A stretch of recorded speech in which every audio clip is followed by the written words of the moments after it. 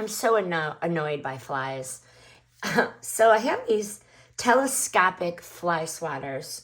I noticed right away how sturdy these feel compared to like cheap plastic ones that usually bend or snap. So first of all, the quality is right there out of the package.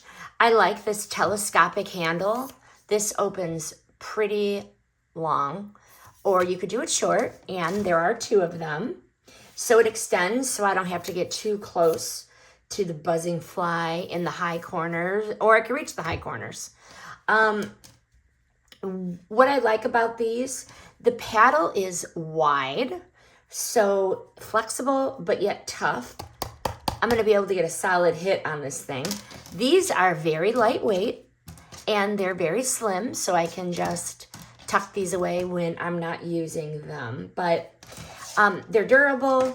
I like that they extend really far, even to reach those tricky areas.